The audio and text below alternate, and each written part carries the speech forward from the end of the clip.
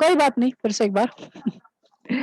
Okay, सो यहाँ पे आपको पहले देखना है कि आप जब भी आप इक्लिप्स खोलो तो आपका जो है वो कौन से मोड में होना चाहिए रिपॉजिटरी, जावा जावा ई में होना चाहिए, मतलब इंटरप्राइज एडिशन में होना चाहिए, या फिर जावा 2 भी बोल सकते हो, ठीक है। तो यहाँ पे आप अगर जावा में सिलेक्टेड हो पहले से बाय डिफॉल्ट, तो अभी आप जावा इक्लिप्स को चेंज करोगे उसकी रिपॉजिटरी और सिलेक्ट करोगे जावा ई। देन आप जाओगे फाइल एंड क्रिएट करोगे आपका first project for advance Java, that is dynamic web project. Always select dynamic web project for the servlet and JSP. JSP and servlet के लिए आप डायनामिक वेब प्रोजेक्ट सिलेक्ट करोगे। Next आपको यहाँ पे dynamic web project को नाम देना पड़ेगा, तो मैं यहाँ पे लिख रहा हूँ वेबसाइट। आप जो नाम देना है आप दे सकते हो, स्मॉल कैपिटल सब चलेगा। नेक्स्ट यहाँ पे आपके केस में जब आप फर्स्ट टाइम इक्लिप्स को इस तरीके से ओपन करोगे तो आपके इसमें टारगेट रन टाइम नन रहेगा, तो यहाँ पे आपको सिलेक्ट करना पड़ेगा चीज को, ठीक है। यहाँ पे आपको आपके सर्वर का नाम बताना पड़ेगा। तो अगर आपके केस में आप ड्रॉप भी कर रहे हो और अपाचे टॉमकैट नहीं आ रहा है तो आपको करना पड़ेगा न्यू रन टाइम, जो आपको करना ही पड़ेगा क्योंकि आप फर्स्ट टाइम कर रहे हो तो आपको ये चीज करना ही पड़ेगा। मैं ये पहले से करके हूँ इसलिए मुझे नहीं करना है। सो आपको करना पड़ेगा, आपको सिलेक्ट करना पड़ेगा आपने कौन सा वर्जन ऑफ अपाचे टॉमकैट डाला है। यहाँ पे देखिए आपको अपाचे टॉमकैट दिख रहा है, ये सारे सर्वर्स के नाम है, आपने कौन सा सर्वर इंस्टॉल किया है उसके अप्रोप्रिएट आप इनको खोलोगे। मैंने जो डाला है वो अपाचे टॉमकैट है, तो अपाचे टॉमकैट का कौन सा वर्जन डाला है वो हमें बताना पड़ेगा। तो मैंने अपाचे टॉमकैट का 7th वर्जन इंस्टॉल किया है। अगर आपको याद नहीं है कि आपने अपाचे टॉमकैट को कौन सा वर्जन डाला है तो आप सिंपली जाओगे सी में, देन प्रोग्राम फाइल्स में, और यहाँ पे अपाचे सॉफ्टवेयर फाउंडेशन दिखेगा, इसको ओपन करके आप चेक कर लोगे। तो यहाँ पे मैंने अपाचे टॉमकैट का 7 वर्जन इंस्टॉल करके रखा है, तो मैं यहाँ से मैं 7 वर्जन को सिलेक्ट करूंगा। नेक्स्टली यहाँ पे आपको पाथ मेंशन करना पड़ेगा। मेरे केस में यहाँ पे मेंशनड है, आपके केस में यहाँ पे मेंशन नहीं होगा, यहाँ पे नहीं रहेगा। नेक्स्ट चीज आपके लिए, अगर आप चाहते हो कि यार मेरे को डाउनलोड नहीं करना या फिर मेरे को जो सर ने जो सेटअप फाइल दिया है उसको इंस्टॉल नहीं करना, तो आप ये चीज इक्लिप्स को भी बोल सकते हो। इक्लिप्स को बता सकते हो कि आपको कौन से अपाचे टॉमकैट के ऊपर करना है, आप जो प्रीवियसली सिलेक्ट करोगे, देन आप यहाँ से डाउनलोड एंड इंस्टॉल पे क्लिक करोगे।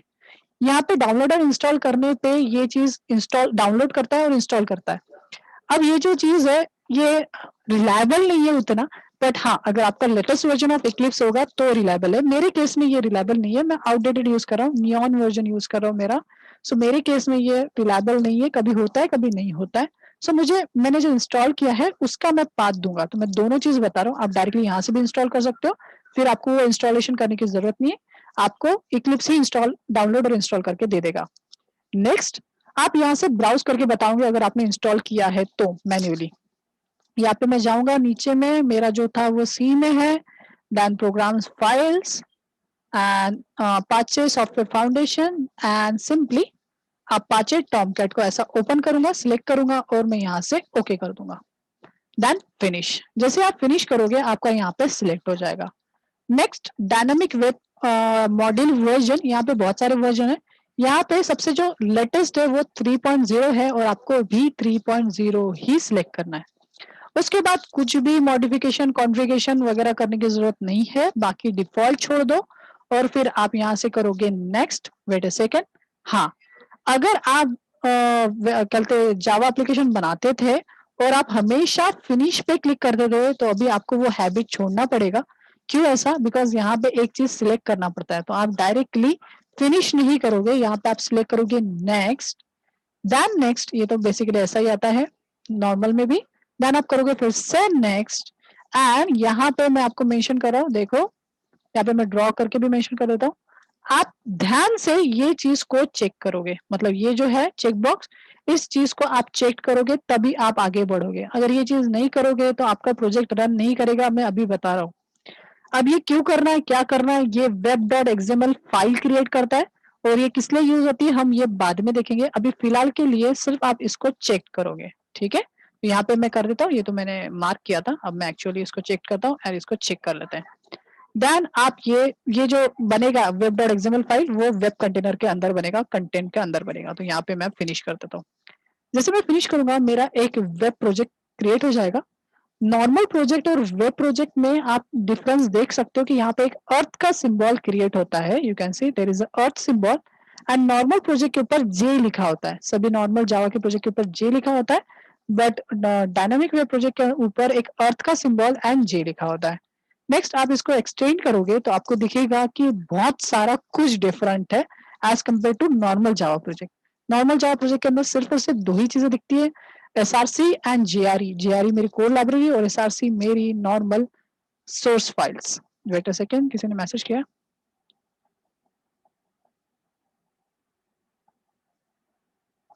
ओके, प्रीति का क्वेश्चन है कि, क्वेश्चन मैं रिपीट कर रहा हूँ प्रीति का।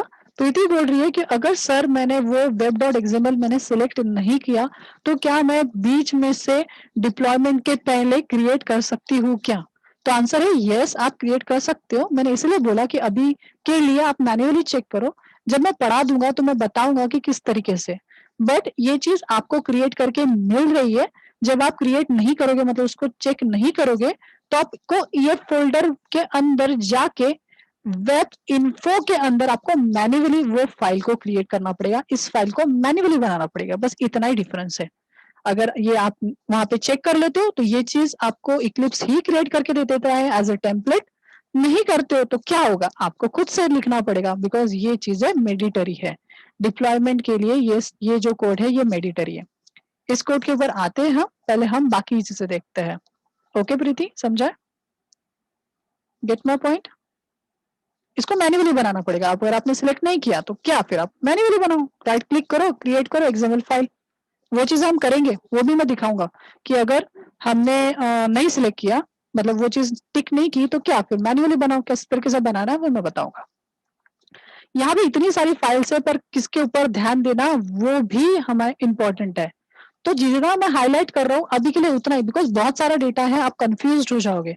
तो जितनी चीजें बता रहा हूँ उसके ऊपर ही फोकस करना। सबसे पहले जावा रिसोर्स, यहाँ पे आपका जो नॉर्मल जावा प्रोजेक्ट होता है उसमें जो सोर्स प्रोजेक्ट होता है, वैसे ही हमारा ये जावा प्रोजेक्ट है। नेक्स्ट जो होता है वो होता है वेब कंटेनर।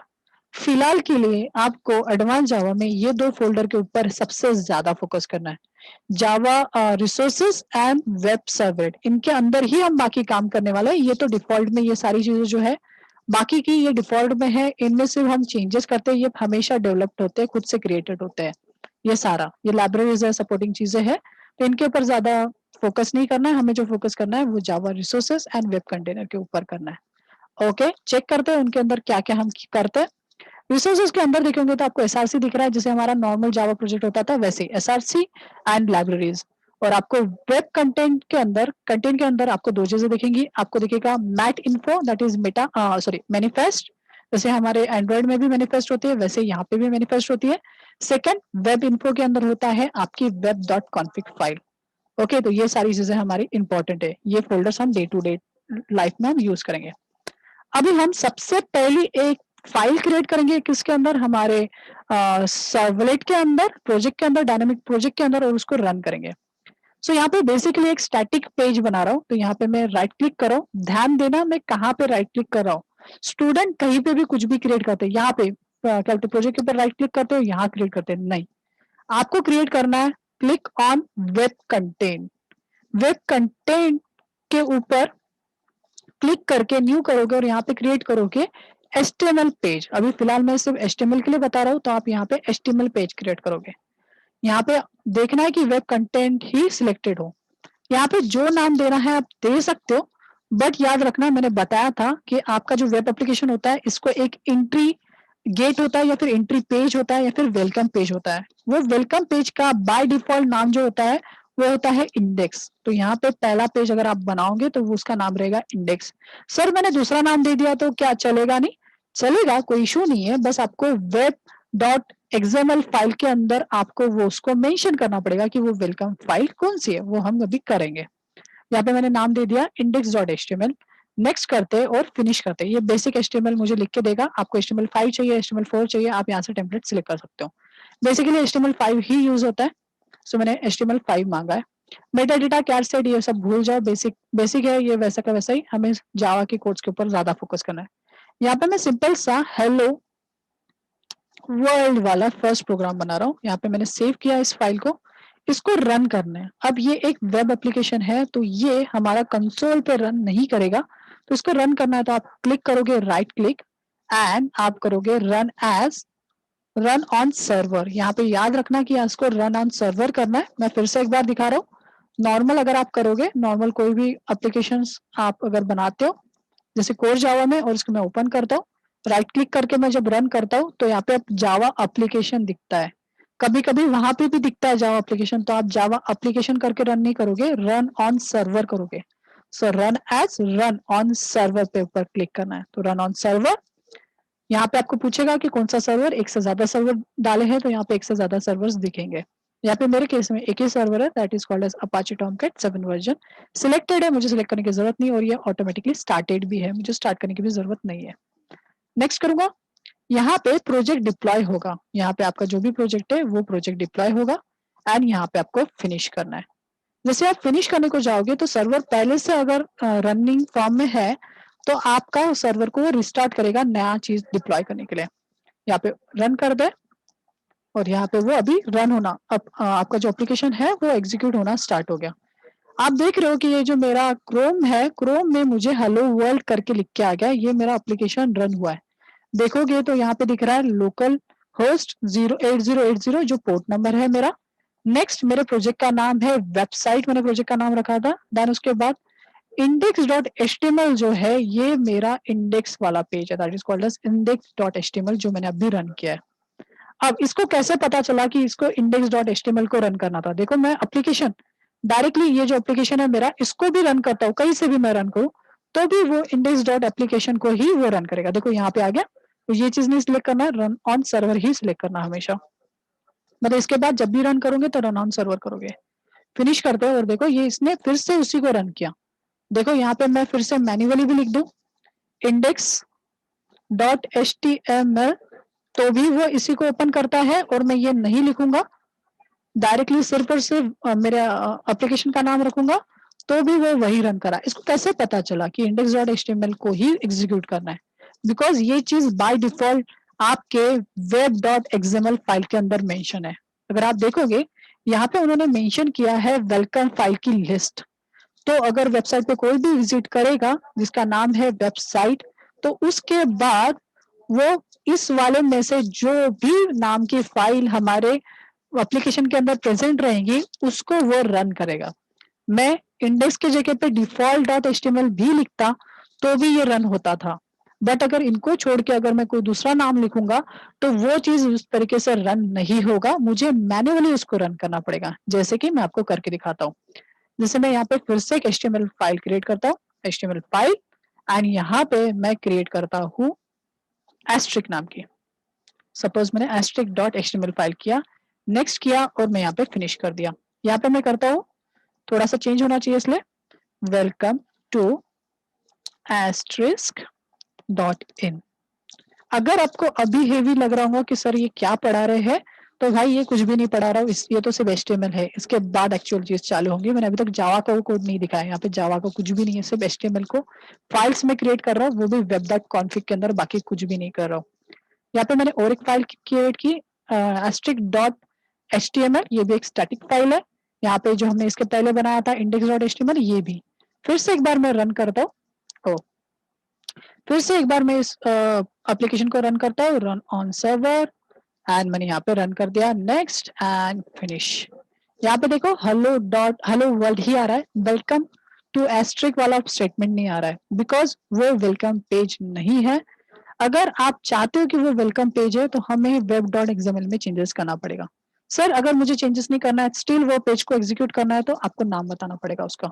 जैसे मैंने क्या नाम दिया था, asterisk.html। सो यहाँ पे मैं करूंगा, तब जाके ये पेज एग्जीक्यूट होगा, तब जाके ये पेज रन होगा। सर्वर इस चीज को इतने जल्दी इसलिए एग्जीक्यूट कर पा रहा है बिकॉज ये बहुत छोटा कोड है और ये एक स्टैटिक पेज है। स्टैटिक पेज रहा तो तुरंत मिल जाता है, डायनामिक पेज के लिए लोड लेता है। जैसे फॉर एग्जांपल समोसा जो है वो पहले से बनाए बनाए रहते तो जल्दी हमें लाके सर्व कर देते हैं, बट डोसा जो है उसको टाइम लगता है, उसको बनाना पड़ता है, इसलिए उसको टाइम लगता है। सेम कंसेप्ट है यहाँ पे, HTML पेज इसलिए इतने रैपिडली लोड हो जाता है।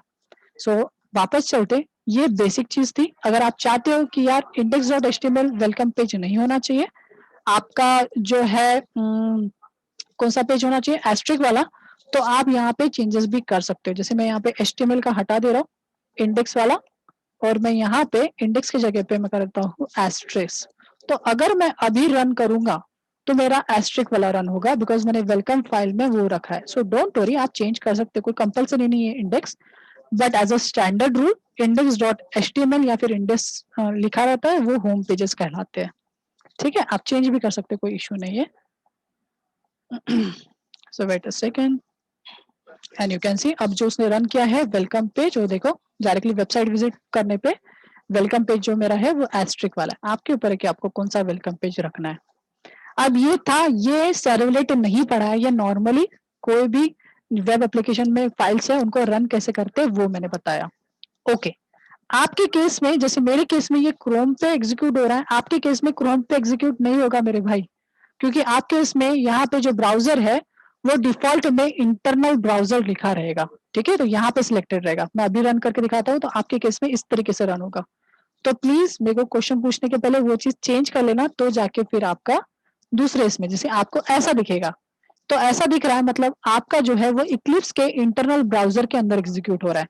आप चाहते हो नहीं यार मेरे को ब्राउजर के अंदर एग्जीक्यूट नहीं करना है, मुझे एक्चुअल ब्राउजर मतलब web browser, Chrome, Mozilla Firefox ऐसे चीजों पे करना है, तो आप कहाँ जाओगे, विंडोज या फिर विंडोज देन उसके बाद जाओगे वेब ब्राउजर। यहाँ से आप सिलेक्ट करोगे कि आपको किसके ऊपर रन करना है, फायरफॉक्स, इंटरनेट एक्सप्लोरर या फिर आपको क्रोम पे।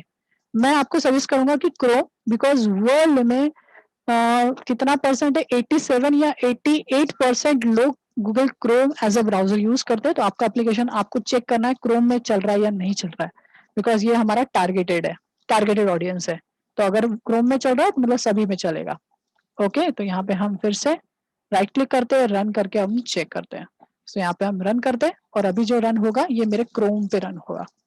You can see this is deployed and run. अब हम एक्चुअल चीजों पे जाते हैं, जिसको हम सर्वलेट सर्वलेट बोल रहे थे, उसको देखते हैं, उसको कैसे क्रिएट किया जाता है उसको देखते हैं। तो वापस आते हैं हम हमारे इसके ऊपर, नोट्स के ऊपर। तो यहाँ पे मैं जाता हूँ पीछे पीछे पीछे और ये आगे नोट्स के ऊपर। तो यहाँ पे हम सर्वलेट के अंदर चलते हैं, way to create a servlet. तो पहला वे देख रहे हैं कि जिसका यूज करके हम हमारा सर्वलेट को यूज करेंगे। सबसे पहला स्टेप है कि हम सर्वलेट इंटरफेस को यूज करके हम क्रिएट कर सकते हैं सर्वलेट्स। ठीक है, हम सर्वलेट अगर क्रिएट करना है तो आप इंटरफेस यूज कर सकते हो सर्वलेट। चलो करते हैं हम। तो यहाँ पे चलते हैं हम हमारे इक्लिप्स में। यहाँ पे अभी मैं क्रिएट करूंगा एक servlet. Right click on SRC new. आप डायरेक्टली सर्वलेट भी क्रिएट कर सकते हो, तो वो बाद में देखेंगे, डायरेक्टली सर्वलेट सिलेक्ट करके। अभी हम पहले क्लास क्रिएट करके उसको सर्वलेट में तब्दील करेंगे, कन्वर्ट करेंगे। तो यहाँ पे हम क्रिएट करते हैं क्लास। यहाँ पे मैं मेरे क्लास का नाम देता हूँ माई वेब। तो ये मेरा सर्वलेट बनाने वाला हूँ, एंड मैं यहाँ से कर दूंगा फिनिश। जैसे मैं फिनिश करूंगा तो यहाँ पे मुझे अगर इस जावा क्लास को कन्वर्ट करना है सर्वलेट में, तो मुझे यहाँ पे वो जो एक इंटरफेस है जिसका नाम है सर्वलेट, उसको मुझे यहाँ पे इम्प्लीमेंट करना पड़ेगा। अगर आप थोड़ा भूल गए होंगे तो आपको मैं रिवाइज करने के लिए बता दूं, जितने भी इंटरफेसेस होते हैं वो 100% एब्स्ट्रैक्शन अचीव करते हैं। 100% एब्स्ट्रैक्शन अचीव करना मतलब अगर आपको सर्वलेट से रिलेटेड कुछ भी काम करना है, तो सर्वलेट इंटरफेस के अंदर जितनी अनइम्प्लीमेंटेड मेथड है उनको आपके क्लास को बॉडी देना पड़ेगा, बिकॉज उसके अंदर सारी की सारी मेथड एब्स्ट्रैक्ट होती है, तो उन सारी मेथड्स को आपको बॉडी देना पड़ेगा। देखा जाए तो सर्वलेट इंटरफेस के अंदर टोटली 4 मेथड्स जो है वो एब्स्ट्रैक्ट है। हम देखते हैं कौन सी मेथड। सो सबसे पहले हमें डिस्ट्रॉय दिख रही है। सेकंड जो है वो है gate servlet config. Third method जो दिखती है वो है gate servlet info. Fourth method जो दिखती है वो दिखती है इन इट। इसको सही सीक्वेंस में लगा देता हूँ, इसमें उसने इंपोर्ट तो कर दिया पर सीक्वेंस थोड़ा सा ऊपर नीचे कर दिया। 5 मेथड है, गलती से मैं 4 बोल दिया, मैं भी थोड़ा दिन हो गया, मेरे को 1-2 महीना हो गया मैं पढ़ा रहा हूँ, तो मैं इसको सही सीक्वेंस में लगा देता हूँ, फिर आप यूज कर सकते हो। सबसे पहला जो होता है वो इनिट होता है, बिकॉज ये सबसे पहले एग्जीक्यूट होता है। देन उसके बाद जो होता है वो होता है सर्विस। सर्विस वो होता है जो वेबसाइट के अंदर आपको जो भी कुछ करना है वो चीजें आप यहाँ पे करोगे। मतलब मेन अगर मैं बोलूँ तो सर्विस जो मेथड है ये सबसे ज्यादा इंपॉर्टेंट मेथड है। उस सर्विस के पहले कुछ काम करना है तो आप इनिट में करोगे, सर्विस खत्म होने के बाद अगर काम करवाना है तो डिस्ट्रॉय में करोगे। नेक्स्ट जो है वो है गेट सर्वलेट कॉन्फिग। कॉन्फ़िगरेशन के लिए यूज होता है और सर्वलेट से रिलेटेड इंफॉर्मेशन, कॉपीराइट वगैरह वगैरह चीजें आप मेंशन करते हो इन्फो के अंदर कि आपको वेबसाइट के ऊपर कॉपीराइट डालना है 2030 वाला ऐसा कुछ लिखना है, तो वो चीजें आप इसके अंदर डालोगे, ऑथर का नाम, कंपनी का नाम, वो सारा चीज गेट सर्वलेट के अंदर डालोगे। तो बेसिकली अगर आपको सर्वलेट क्रिएट करना है तो आपको क्रिएट करना है क्लास क्रिएट करने के बाद आपको इंप्लीमेंट्स करना है। फिर से एक बार मैं करके दिखाता हूँ, इजी स्टेप्स है, कुछ हार्ड नहीं है। अगर आपको सर्वलेट क्रिएट करना है तो आप कोई भी क्लास बनाओगे, क्लास करने के बाद आप इम्प्लीमेंट्स यूज करोगे, उसके बाद सर्वलेट को इंपोर्ट एक्सटेंड करोगे बोल सकते हो, या फिर इम्प्लीमेंट्स करोगे, देन उसके अंदर जितने भी मेथड्स है उनको आप ओवरराइड मारोगे। ठीक है, हाँ ध्यान रखना कि इनिट अपनी पहली मेथड है, उसके बाद सर्विस मेथड सेकंड मेथड है, देन डिस्ट्रॉय है, देन कॉन्फ़िगर है, और देन गेट सर्वलेट इन्फो है। आप जानते हो ऊपर नीचे रहा तो उससे कोई प्रॉब्लम नहीं है, वो ऑटोमेटिकली एग्जीक्यूट होते हैं प्रॉपर वे में। ओके, यहाँ पे हमें जो पहला जो स्टेप है, देखो यहाँ पे भी मेंशन किया है, थ्योरी में वही चीजें यूज किया है, init service destroy get servlet configure then get servlet info. Don't worry, वो थ्योरी आप बाद में पढ़ लेना, कोई इशू नहीं है, वो समझ जाएगा जब जैसे जैसे करोगे तो समझेगा, नहीं करोगे तो नहीं समझेगा। ये ऐसा नहीं है कि आपने जैसे कोर जावा को पढ़ा और छोड़ दिया, वैसा वाला पार्ट नहीं है ये। इसको आपको करके देखना ही देखना है, एक तो भी बार आपको करके देखना है, अदरवाइज वो कभी एग्जीक्यूट ही नहीं होगा। सबसे पहले जब भी आप सर्वलेट से डील करते हो तो आपने पहले तो ये इंप्लीमेंट कर दिए, उसके बाद आप कॉन्फ़िगरेशन का ऑब्जेक्ट बनाओगे। किसका आप ऑब्जेक्ट बनाओगे? कॉन्फ़िगरेशन। तो यहाँ पे आपको सर्वलेट कॉन्फ़िग करके क्लास है, उसका ऑब्जेक्ट आपको क्रिएट करना पड़ेगा आपके क्लास के अंदर। तो यहाँ पे हम सबसे पहले वो करेंगे, सर्वलेट कॉन्फ़िग। सो सर्वलेट कॉन्फ़िग जो एक इंटरफेस है उसका एक ऑब्जेक्ट बनाओगे, कुछ भी बनाओ, कॉन्फ़िग बना रहा हूं मैं यहाँ पे, आपको जो नाम देना है वो दे सकते हो, क्योंकि ये एक रेफरेंस है, आपके ऊपर है कि आपको क्या नाम देना है। एम्प्टी नहीं बना सकता था इसलिए मैंने इसको नल बनाया। अब इस ऑब्जेक्ट को क्रिएट करना है तो हम यूज करेंगे इन इट, बिकॉज सर्विस के पहले वो चीज एग्जीक्यूट होनी चाहिए, वो ऑब्जेक्ट बना हुआ होना चाहिए, इसलिए मैं उसको इनिट मेथड के अंदर डिक्लेयर करूंगा, उसका ऑब्जेक्ट बनाऊंगा। अब यहाँ पे मैं चलते, यहाँ पे इसको हम हटाते हैं, और यहाँ पे आप देख रहे होंगे इनिट के अंदर सर्वलेट कॉन्फ़िग का एक आर्गुमेंट में दिया है, तो ये हमें ऑब्जेक्ट मिलता है जिसके अंदर कॉन्फ़िगरेशन होता है। बस इस कॉन्फ़िगरेशन को आपको इसके अंदर पास कर देना है, बस खत्म हो गया। तो इसको मुझे लिखना पड़ेगा कॉन्फ़िग, जो भी आपने नाम दिया है वो, यहाँ पे आप कॉन्फ़िग लिख सकते हो, इक्वल्स टू जो ना क्या बोलते हैं, इक्वल्स टू करके जो यहाँ पे नाम रहेगा वो उसको यहाँ पे लिखोगे। ARG0 है मेरे केस में, तो मैं ARG0 लूंगा। कभी कभी आपके केस में हो सकता है कि यहाँ पे भी कॉन्फ़िग लिखा है, सो यहाँ पे भी हो सकता है कॉन्फ़िग, तो यहाँ पे कंफ्यूजन क्रिएट हो जाती है कि कौन सा क्या, तो यहाँ पे भी आपको दिख सकता है कॉन्फ़िग, तो कोई इशू नहीं है। यहाँ पे आप मेंशन करोगे दिस, बिकॉज हमने ये चीज सीखे कि दिस से आप मेंशन करते हो कि ये चीज ये है। ठीक है, तो मेरा जो नोट्स है उसमें भी आपको वैसा ही दिखेगा। सो दिस डॉट कॉन्फ़िग इसलिए किया है बिकॉज यहाँ पे नाम और यहाँ पे नाम सेम है। अगर आपके केस में, जैसे मेरे केस में डिफरेंट था, यहाँ पे ARGS था, तो आप कोई बात नहीं, आप डायरेक्टली भी लिख सकते हो, बस याद रखना कि ये डिफरेंट रहेगा, तो अदरवाइज दिस करके आप डिफरेंस क्रिएट करोगे। नेक्स्ट चीज, आप अगर आप कॉन्फ़िगर होता है तो आप यहाँ पे कंसोल में भी प्रिंट करा सकते हो, तो सिस्टम डॉट आउट हम यूज कर सकते हैं, यहाँ पे भी आप यूज कर सकते हो, बट याद रखना इसका जो आउटपुट है वो आपको कंसोल में दिखेगा। कॉन्फ़िग डन करके लिख देता हूँ, अगर ये कॉन्फ़िगरेशन होगा, इनिट प्रोसेस होगा, तो कॉन्फ़िग डन करके मुझे कंसोल में नजर आएगा। नेक्स्ट जो है वो है सर्विस। सर्विस जो है वो एक्चुअल मेरा क्या है, वेब पेज है एक्चुअल में। ठीक है, तो इसके अंदर ही मैं पूरा वेब पेज क्रिएट करता हूँ। ओके, अब कंसोल के ऊपर प्रिंट करना है तो हम प्रिंट ln मेथड को यूज करते हैं। कौन सी मेथड को यूज करते हैं? Print ln। बट अगर आपको सर्वलेट के ऊपर अगर लिखना है तो यहाँ पे आपको मेथड यूज होती है प्रिंट। बट ये जो प्रिंट मेथड है ये प्रिंट राइटर क्लास की मेथड है, तो आपको प्रिंट राइटर क्लास का ऑब्जेक्ट बनाना पड़ता है। तो यहाँ पे प्रिंट राइटर जो है ये एक क्या है, इंटरफेस है, उसका आपको ऑब्जेक्ट बनाना पड़ेगा। बट उसका ऑब्जेक्ट जो है वो, अब यहाँ पे दो चीजें आपको देखने को मिलेंगी, सो डोंट वरी, मैं यहाँ पे वापस आता हूँ। यहाँ पे आपको दो चीजें, मैंने जैसे आपको बताया था, सर्वलेट रिक्वेस्ट होती है और सर्वलेट रिस्पॉन्स होता है, रिक्वेस्ट एंड रिस्पॉन्स। रिक्वेस्ट का मीनिंग जब डेटा क्लाइंट से सर्वर की तरफ जाता है तो वो डेटा सर्वलेट रिक्वेस्ट के अंदर रहेगा, तो मैं यहाँ पे REQ लिख देता हूँ, सो दैट इज रिक्वेस्ट। और जो डेटा सर्वर देना चाहता है, कुछ प्रिंट करना चाहता है या फिर कुछ भी दिखाना चाहता है, तो वो रिस्पॉन्स के ऑब्जेक्ट में रहेगा। तो RES लिख देता हूँ, दैट इज रिस्पॉन्स। हमें डेटा क्लाइंट को देना है, शो करना है, तो यहाँ पे मैं रिस्पॉन्स का ऑब्जेक्ट बनाऊंगा, ना कि रिक्वेस्ट का। हाँ, क्लाइंट ने कुछ डेटा डाला है, उसको निकालना है, तो मैं रिक्वेस्ट का ऑब्जेक्ट यूज करूंगा।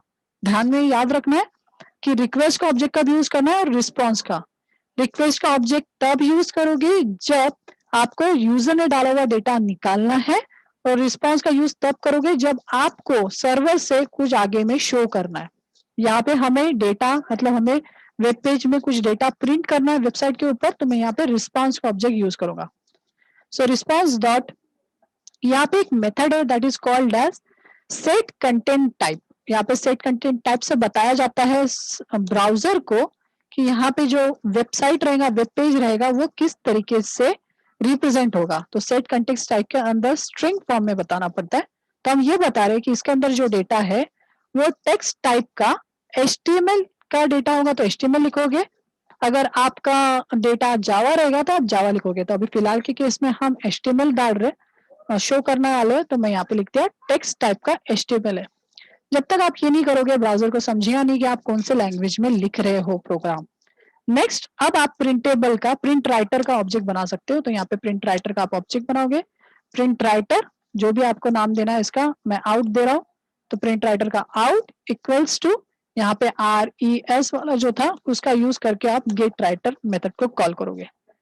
तो अभी इतना करने के बाद आप कोई भी चीज को प्रिंट कर सकते हो। इसके पहले हमें कंसोल में प्रिंट करने के लिए इतना माथापच्ची नहीं करना पड़ता था। आप डायरेक्टली system.out करके आप डायरेक्टली यूज करते हो, बट यहाँ पे प्रिंटेबल यूज होता है। और प्रिंटेबल को यूज करने के लिए सबसे पहले ब्राउजर में बताना पड़ता है कि किस टाइप में आप यूज करोगे, प्रिंट करोगे।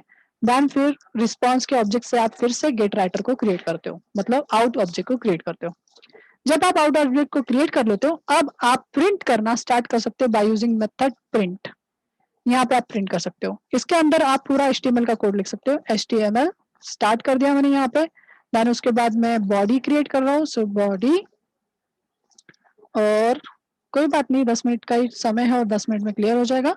तो मैंने HTML बनाया। हेड बनाना तो हेड वेड भी बना सकते हो, अभी मैंने वो स्किप कर दिया। HTML ओपन किया, बॉडी ओपन किया, देन उसके बाद फिर से आप चाहो तो दूसरे इसमें फिर से प्रिंट कर सकते हो। आप जितना भी प्रिंट मेथड के अंदर डालोगे, ये सारा का सारा आपके वेबसाइट के ऊपर दिखेगा, ब्राउजर के ऊपर दिखेगा। बॉडी के अंदर मैं सिंपली लिख रहा हूँ hello welcome to your first servlet. So this is your first servlet. And ये चीज मैं चाहूँ तो हेडिंग में भी प्रिंट कर सकता हूँ। तो इसको मैं H1 के सराउंडेड में लिख देता हूँ। यहाँ पे मैं H1 सराउंडेड में लिख रहा हूँ, ये इसको थोड़ा बोल्ड दिखेगा। सो इसके अंदर मैं देखा जाए तो मैंने HTML का ही कोड लिखा है। अब आपको ऐसा लग रहा होगा, अरे ये क्या चल रहा है, ये ऐसा क्यों किया? आपको ये समझ में आएगा, बिकॉज यहाँ पे अभी मैं फिलहाल के लिए हार्ड कोड लिख रहा हूँ, बिकॉज आपको बेसिक्स ही बस दिखाना है करके, बाद में हम चीजें करेंगे। नेक्स्ट, out.println, सॉरी फिर से मैं कर रहा हूँ, और ये चीजें जब मैंने ओपन की थी उस चीजों को मैं क्लोज करूंगा। सिंपली मैं इसी चीज को कॉपी कर ले रहा हूँ और इन चीजों को क्लोज कर दे रहा हूँ। मैं क्लोज नहीं भी कर रहा तो भी चलता था, बिकॉज HTML जो है वो एकदम सिंटेक्स को पकड़ के नहीं रहता। तो ये चीज कर दी। तो ये सर्विस के अंदर आपको डालना पड़ता है जो आपको प्रिंट करना है, काम करना है। ओके, नेक्स्ट आपके ऊपर है कि आपको बाकी चीजों को यूज करना है या नहीं करना है। बट ये जो मेथड है इसके अंदर आपको कॉन्फिग का ऑब्जेक्ट को रिटर्न करना पड़ेगा, बिकॉज ये जो है गेट सर्वलेट कॉन्फिग, तो इसमें आपको कॉन्फिग के ऑब्जेक्ट जो भी आपने बनाया था उसको आपको रिटर्न कर देना है। बस इतना करने से आपका सर्वलेट रेडी हो जाएगा। बट अगर मैं अभी इस सर्वलेट को रन करूं तो भी ये रन नहीं करेगा। ये 404 एरर आपको देगा, that is page not found. देखो मैं यहाँ पे राइट क्लिक कर रहा हूँ, next, deploy, finish, and you can सी यहाँ पे मेरा पेज ओपन हुआ है, माई web.java। अगर मैं आपको बात बताऊं तो ये जो वेबसाइट है या फिर ये जो ब्राउजर है, ब्राउजर को सिर्फ और सिर्फ HTML लैंग्वेज आती है पास, बाकी उसके ऊपर कोई भी लैंग्वेज नहीं आती। वो बाकी कोई भी फाइल को ये ओपन नहीं कर सकता। उसको बेसिक जो लैंग्वेज आती है वो HTML। ब्राउजर डॉट जावा नाम की फाइल को कंपाइल नहीं कर सकता, ना ही रन कर सकता है, यहाँ पे प्रॉब्लम यही हो रहा है कि हम डायरेक्टली उस जावा फाइल को ओपन करने की कोशिश कर रहे हैं और ऐसे टाइप क्या आता है, ऐसे टाइम में एरर आता है 4 नॉट 4 एरर, बिकॉज उसको डायरेक्टली आप ओपन नहीं कर सकते हो। तो यहाँ पे आपको यूज जो करना पड़ता है उसको बोला जाता है मैपिंग। यहाँ पे आपको मैपिंग मैकेनिज्म यूज करना पड़ता है, जिसके थ्रू आपको बताना पड़ता है कि यार मैंने एक सर्वलेट बनाया है और उसको मैं एक सेकंड यूआरएल मेंशन कर रहा हूँ और उसके थ्रू वो ओपन होगा। तो आप फिर से आओगे वेब कॉन्फ़िग के अंदर, या फिर वेब ऐप के अंदर आप यहाँ पे मैपिंग करोगे। ठीक है, यहाँ पे आओगे और यहाँ से आप यूज करोगे क्या आ गया वो, सर्वलेट। सर्वलेट आप यूज करोगे सर्वलेट, आप यहाँ पे यूज करोगे सर्वलेट, और सर्वलेट के अंदर दो चीजें आप यूज करोगे, servlet name, so you can C servlet class and servlet name. सबसे पहले सर्वलेट नेम ले लो एंड सेकंड ले लो सर्वलेट क्लास। यहाँ पे क्लास का नाम बताओगे जो आपने रखा है, मतलब आपके फाइल का नाम। हमने हमारे क्लास फाइल का नाम क्या रखा था, चेक करते हैं यहाँ पे। सो हमारी जो फाइल थी क्लास फाइल, उसका नाम था माई वेब। तो हम यहाँ पे क्लास फाइल का नाम दे देंगे माई वेब। तो ये मैंने दे दिया नाम। सेकंड, इसको एक और नाम देना पड़ेगा, इस क्लास फाइल को एक और नाम। जैसे मैं यहाँ पे नाम दे देता हूँ माई, माई करके नाम दे दिया, मतलब मैंने इस जावा फाइल को एक नाम दे दिया माई। अब इस माई फाइल को यूज करके हम मैपिंग करेंगे। तो यहाँ पे मैं और एक टैग को यूज करूंगा जिसको बोला जाता है सर्वलेट मैपिंग। तो यहाँ पे मैं यूज करूंगा सर्वलेट मैपिंग।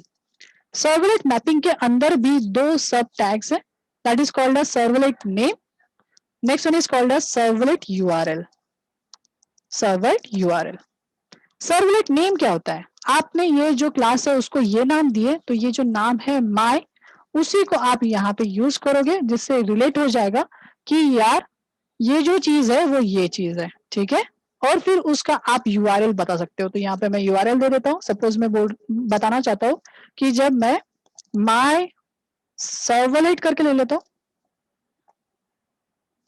जब मैं माई सर्वलेट करके मैं यूआरएल में लिखूंगा तो वो रिलेट कर पाएगा कि यार वो कनेक्टेड है माई से, और माई से कौन सी फाइल को एग्जीक्यूट करना है, माई वेब वाली फाइल को एग्जीक्यूट करना है। ठीक है, तो ये चीज आप जब तक नहीं करोगे तब तक 404 एरर देते ही रहेगा।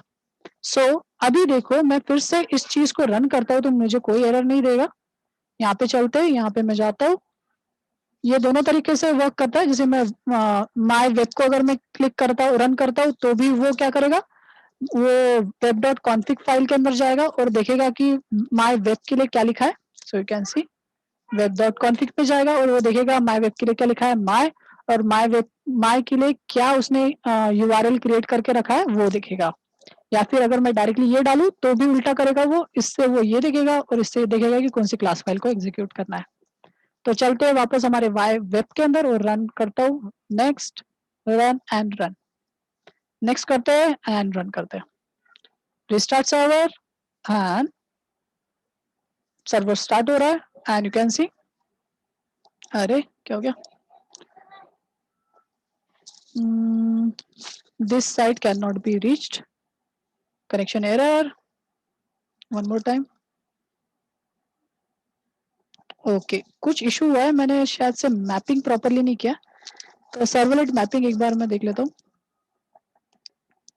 कुछ लिखने में कोड गलत हो गया। सर्वलेट मैपिंग config.h, बस मैं वो कोड देखने जा रहा हूँ कि किस तरीके से लिखा जाता है। So mapping goes to mapping slash, अच्छा पैकेज का नाम भी बताना पड़ता है शायद, यस पैकेज का नाम भी बताना पड़ता है। ओह माय वेबसाइट था, सॉरी मेरे इसमें एक गलती क्या हो गई कि मैंने जो पैकेज का नाम है वो नहीं बताया था, मेंशन किया था। तो मेरी जो वेब डॉट कॉन्फिग है उसको नजर नहीं आ रही, तो मेरी जो फाइल है वो मेरी डिफॉल्ट पैकेज के अंदर नहीं है, वो वेबसाइट वाले पैकेज के अंदर है, तो मुझे वो भी मेंशन करना पड़ेगा, देन यहाँ पे डॉट डालना पड़ेगा। तो जैसे आपने पैकेज का नाम दिया है वैसे ही आप मेंशन करोगे। सेव करते हैं, अभी ठीक है। हम एक बार फिर से इसको रन करके चेक करते हैं, फिर से जाते हैं सर्वलेट के ऊपर, right click, next and run, next and finish.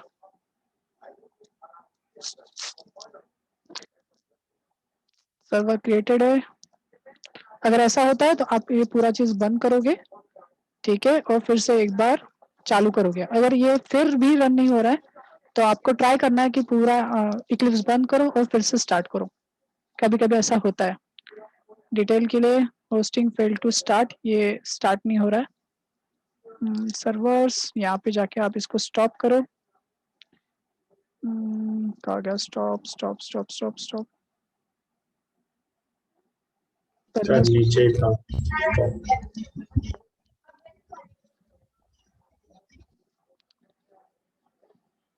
Stop ही था, वो नीचे था। वो सर्वर काम नहीं कर रहा था तो मैंने उसको डिलीट मार दिया। तो फिर से मैं इस चीज को डिप्लॉय कर देता हूँ। डिप्लॉय ऑल, एक एक करके भी ऐड कर सकते हो और सारे भी ऐड कर सकते हो। ये प्रोजेक्ट होता है, मैंने ऐड कर दिया माय वेबसाइट को और यहाँ पे फिनिश कर दिया। और एक बार अपन रन करके फिर से एक बार चेक करते हैं। कभी कभी होता है कि सर्वर रिस्पॉन्स नहीं करता, ये कुछ दिन के लिए। हमेशा आप रन करते रहोगे तो वो स्टेबल हो जाएगा। सिंक्रोनाइज स्टार्टेड, ठीक है। क्यों, क्या हो रहा है यार?